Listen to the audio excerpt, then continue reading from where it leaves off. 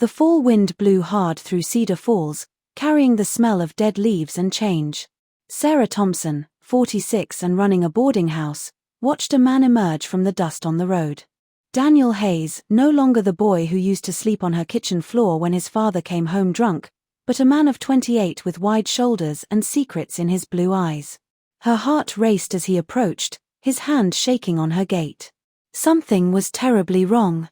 "Sarah," his voice was deeper now, rough from trail dust. "I need to talk to you about Michael." The world tilted. Her son. Her boy who'd left 7 years ago with Daniel to work cattle. "He's dead," Daniel said simply, and the words hit her like a physical blow. She collapsed against him, breathing in leather and sage and pure male warmth.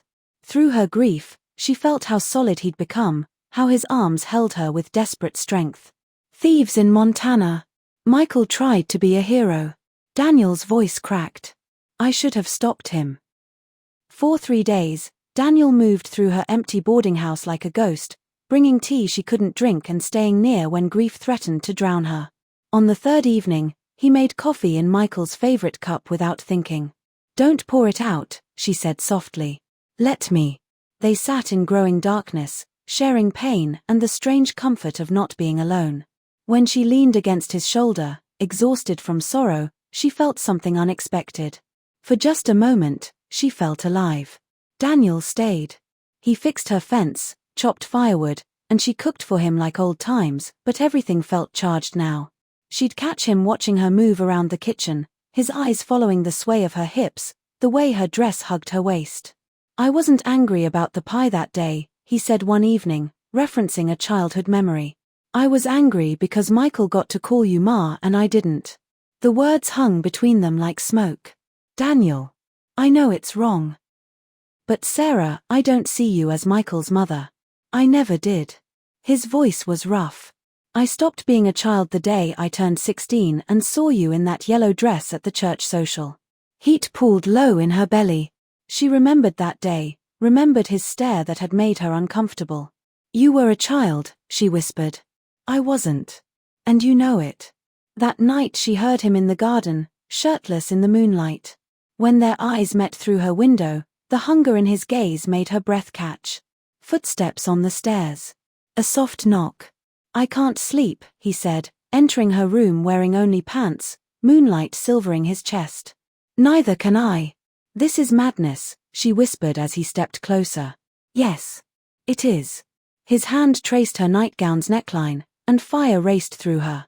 "I've wanted you for so long," he breathed against her ear. "Then take me," she whispered. But horse hooves interrupted. Sheriff Wilson, Mrs.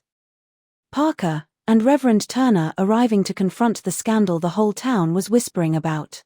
"It's disgusting," Mrs. Parker spat. "A woman your age with a boy young enough to be your son." "I'm not a boy," Daniel said through gritted teeth, "and I won't let you insult her." When Mrs. Parker mentioned Michael's memory, Daniel lunged forward. It took both men to hold him back. "Don't you dare bring Michael into this. He'd want his mother to be happy." "I call it love," Daniel declared, his words ringing across the porch. "Sarah made her choice. This is my house, and Daniel is my guest." The next day brought consequences. Her boarding house emptied, the bakery refused her service, and Daniel went to the Silver Dollar Saloon not for supplies, but to fight. She heard the trouble 3 blocks away. By the time she arrived, Daniel was facing 3 men, bloody but dangerous. "Who else wants to call her a whore?" he snarled, circling like a wolf.